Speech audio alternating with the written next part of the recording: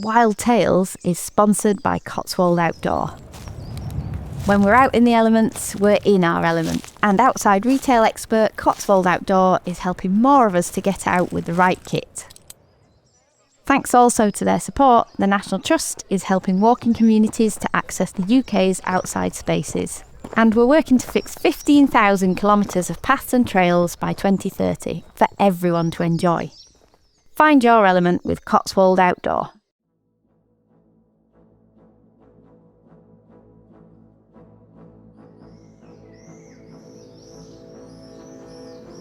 It's a bit like watching the Star Wars coming out of hyperspace when all the rebel ships are arriving. One appears and then another one appears, and then before you know it, it's like doo, doo, doo, doo, doo, doo, doo, and loads more are just appearing and appearing. And then you're like, more, more, more, more.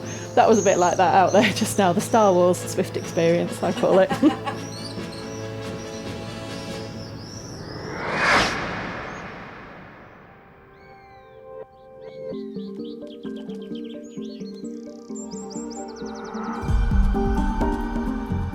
This isn't a scene from outer space, it's a residential street. And those loud, piercing screams, they're swifts. Remarkable birds that spend nearly their entire lives on the wing. I'm Ranger Rosie Holdsworth, and you're listening to Wild Tales, Screaming Swifts.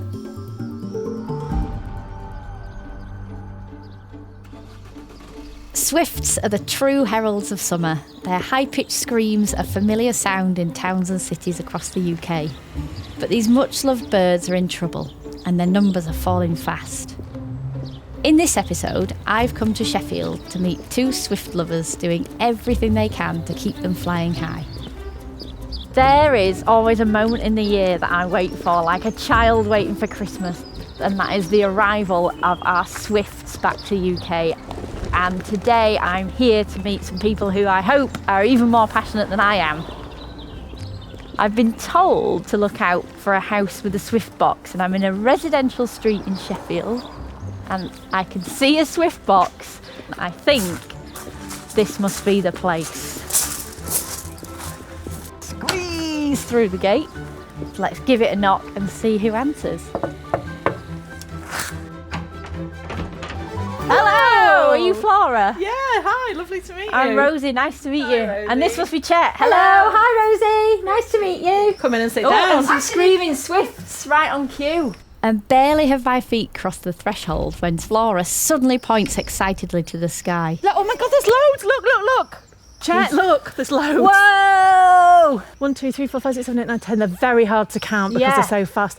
I think we've got 20 or 30 there, as if they've all turned up because you've come today. Flora and Chet are part of the Sheffield Swift Network, a local group working to protect these remarkable birds in the city. And as you can probably tell, they're more than a little passionate about it. Oh my God, Flora, they're mating, Flora. Yeah, I know. If you watch them closely, you'll see them come together fleetingly. They fall for about 2 seconds. Yeah. There, did you see Yeah, it? yeah. So this is a really high number for this time of year, so it's a real privilege they've come.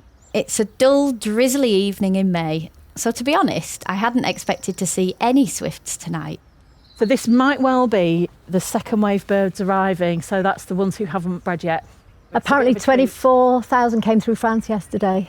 Wow. Hi guys, welcome home. I know. Stay around. Yeah. And then, in the blink of an eye, they were gone. And just like that, they've dispersed again. Yeah. Well, that was awesome. I hope that some of them will come and get in the bricks that I've got in my house. Yeah, come down. Yeah. Come down. After that brief, or should I say swift encounter, it's time to head indoors to get to know Flora and Chet a little better. Oh my God, that is the second most I've ever seen. That's so cool. So as I've walked into the house, there is absolutely no mistaking that this is the house of a nature lover, and specifically the house of a swift maniac. And there are swifts absolutely everywhere you look. Swift paintings, swift memorabilia. We are Swift nerds, aren't we, Flora? I love it. I absolutely love it. It's gorgeous. Would you like a cup of tea? I would love one. Excellent. Yes, please. Whilst we get a brew on, can you guys tell me a little bit about where this obsession for swifts comes from? Do you want to start, Flora? For me, it's lifelong. I was introduced to Swift by my mum. I remember her telling me when I was in my late teens that they lived their lives in the air, and I just couldn't believe that was possible. So always loved them, always enjoyed watching them. Amazing. And Chet, what about you? I used to be a walker, I used to walk. Slowly the walks got shorter and the bird watching in between got longer, and then I just realised I was a birder. We did a little walk around a village and they still had swifts. And I said, "What's that?" And this chap said to me, "Oh, that's a swift. It never lands." He said, "Yeah, swifts use the sky like fish use the ocean." It blew my mind. And that was it. That triggered the obsession. What started out as a shared love of swift sightings on a local Facebook group soon grew into something much bigger. So we are Sheffield Swift Network, and the group's been formed to raise awareness of swifts, how amazing they are. I think they're an amazing sort of environmental education species because they live amongst us. Most communities have some swift. Because of their terrible decline, we know we've got to do something about it. Across the UK, swift numbers are plummeting, and one of the biggest reasons is the loss of nesting sites. Their homes have declined by such a huge amount. It's 66% decline in the last 25 years. 50 million years on Earth, 2/3 gone in just 25 years. Yeah. How can that be? For centuries, swifts have returned to the same cracks and crevices in our buildings to raise their young. But modern construction, loft conversions and airtight insulation have sealed many of these shut. But, as Chet explains, there are some simple ways we can help bring them back. Provide a home, basically. Provide a home for a swift to live in. And these homes come in many guises. Our favourite are the swift bricks because they're in the building for life. The swift brick literally is a galvanised steel box with a hole in it in the front. So the front of it looks like a brick. It can be retrofitted. It can be put into a new build. Second to that, we say unleash your dastardly soffits. Yeah. And if we make holes in soffits or even install boxes within the soffits as the renovations are taking place, it's doing exactly what the swifts have been doing for 2,000 years. So it sounds like there are some really, really good solutions. How much does that cost and how easy is it to find someone who can install a swift brick for you? So a swift brick costs £38. Right. And if you pay someone to fit it, you'll be able to do it for about £100 all in. And then that is a permanent solution for cavity nesters. So Chet, we've spoken about putting swift boxes up or installing swift bricks. Once we've done that, how quickly will a swift colony move in? There's a brilliant little device called a swift caller. It effectively plays the call of a colony. Right. So what you're doing is you're fooling any younger swifts that are looking for a colony to join. They'll think, "Oh, I can hear a colony down there. I'll go and see if there's a place for me to nest." How successful they are varies hugely from house to city to town, doesn't it, Flora? Yeah. I bought a box for a friend of mine, and on the Monday he had swifts in it. Wow. I've had mine up for 5 years and haven't had anything in. So, but I haven't got swifts near me. We've mentioned the swift caller. Have you got an example? Because I would love to hear what they sound like. Common swift. Let's call one in.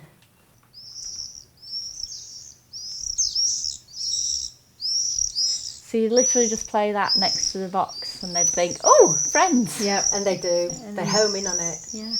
They're quite screechy, and for a lot of people that's kind of the sound of holidays because Yeah. there's much bigger populations, in continental Europe. So yeah, they make that single flight call, that sort of scream as it's known. It's so evocative, isn't it? Like I hear it and I'm instantly in Lisbon with that noise. They gave us a fairly good go outside They just now. did, yeah.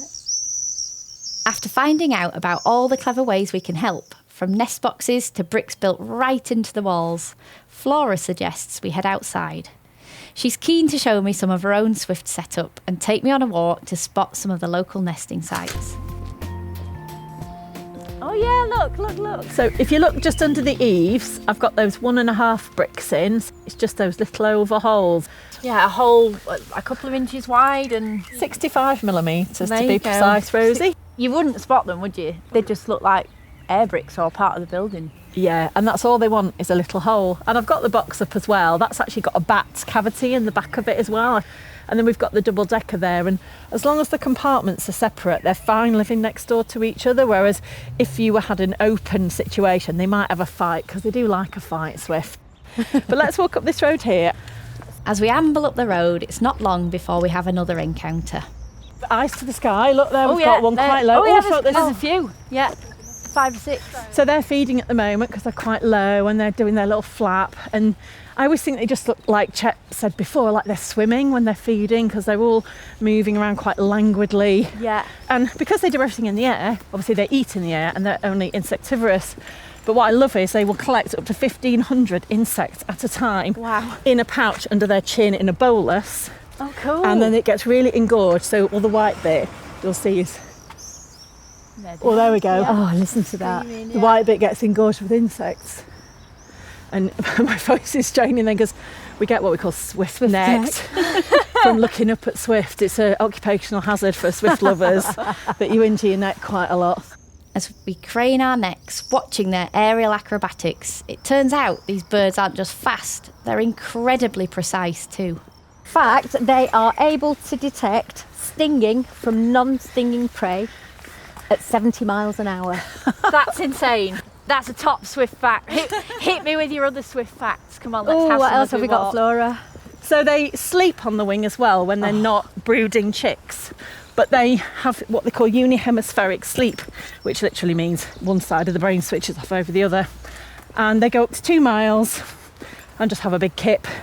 It was discovered by World War I pilots when they found themselves flying amongst a quiet group of birds. Wow. And they looked down and could see them against the cloud. So we just got to the top of the road and there's quite a lot, very obligingly, flying low around. Yeah. So we've turned away from the road now and we're just coming up behind some flats through some leafy bit of gardens. Where are we heading now, Flora? We're lucky in this neighbourhood in Crooks in Sheffield to have a really good social club, and they also have swifts Oh, excellent. nesting in the roof. As we wander, I'm really interested to know a little bit more. They migrate. Where are they coming from? They tend to overwinter in southern Africa, places like the DRC, Democratic Republic of the Congo, Tanzania. So they're following food. Yeah. And they come to Britain and the rest of Europe because of our longer summer nights for them to find more food for their chicks. more insects. Yeah. At the height of summer, we get up to 16 or 17 hours of daylight, depending on where you are in Britain, which is plenty of time to forage for insects.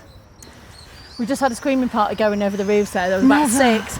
Flew over. There we go. Look at them. Wow, yeah. Screamed across, and that's a sign that they're probably nesting nearby.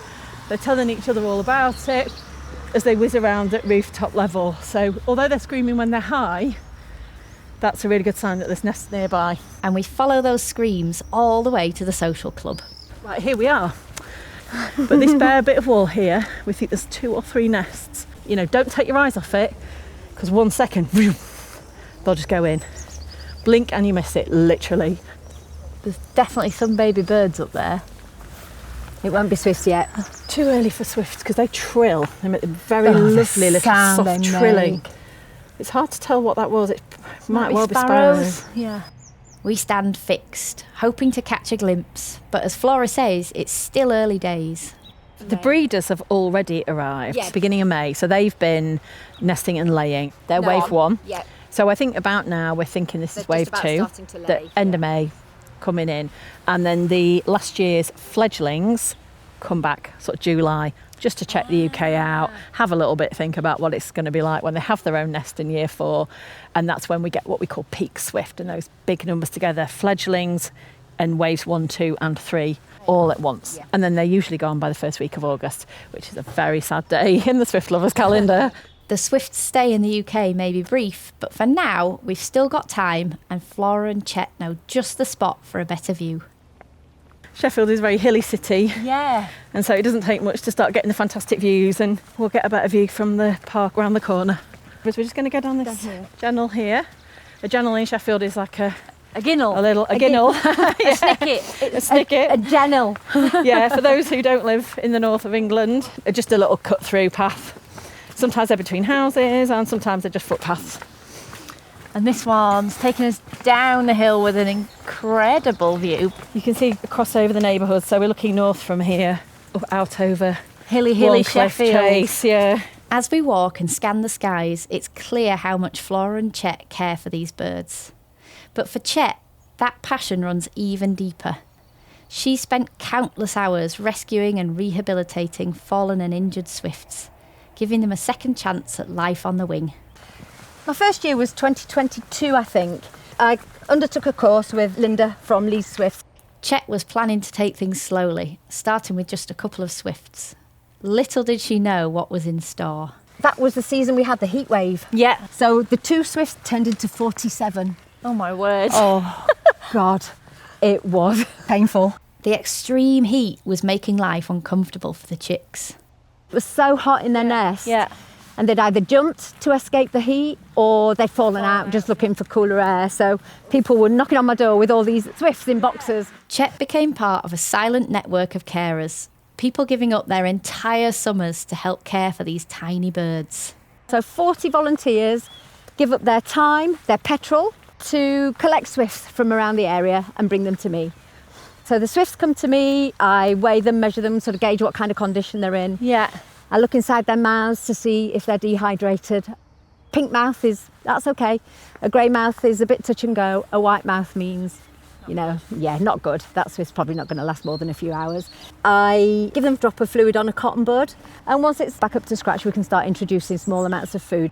And it's a relentless task to feed them on the hour, every hour, 24 hours a day. You're literally sitting at a table from 5 in the morning to midnight feeding. I don't get time for a cup of tea, I can't have a conversation, I can't talk to anybody, I'm just feeding. And then when they're the right age, anything from 40 to 44 days, they start to tell you that they're ready. Yeah. They stop being communal little birds and they just start staring out the window. Then they start doing these incredible push-ups in the nest, strengthening their flight muscles. It's a good indicator that their big moment is coming. I take them out to my local hills, hold out my hand and see if they're ready to go. And it's really interesting. Some of them, if they're not quite ready, they'll hunker down on your hand and think, no, I really don't want to go. Some of them will even turn around in your palm and walk back up your sleeve. Oh. I mean, it must be terrifying. They've gone from my house, my kitchen, my sounds, from the box to the sky. It's just crazy for them. But when they go, oh my God, I'll open up my hand, they unfurl those wings and they take off. And they'll just head south, high, those wings hardly flapping, getting lift in the air, and then they disappear. It's epic. You get such a ringside view into, the secret life of the most secretive bird on earth. This year, with building work underway at home, Chet's had to hand over swift care to others. But the quiet network of swift lovers carries on. So there's a lot of love for these birds, which is, I hope we can make sure they're going to be okay. After all our swift encounters this evening, it seems our luck has finally run out. The swifts have called it a night. Still, there's nothing like the view over Sheffield and the rolling hills beyond to lift the spirits.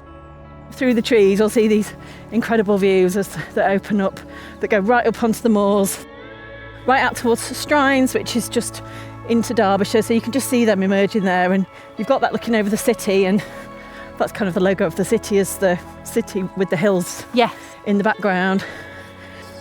It's a really, really lovely, quite quiet scene, and there's some mist and cloud rolling in from the hills. Gorgeous. As we stand and contemplate the view before us, Flora has the last word. We need more people to take more action, to actually put nests in homes and to get involved. I challenge anybody to watch swift and not be mightily impressed by them, even if they're not a big nature lover. I think there's something for everyone in swift, so we just need everybody to do something in their own home and then we'll be absolutely fine.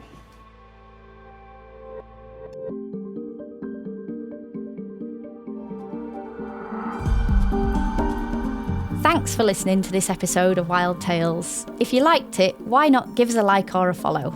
We'll be back soon with another episode in a couple of weeks, but if you can't wait that long, why not check out our other nature podcast, Nature Fix? Or, if you like your history too, there's Back When. I'll see you next time.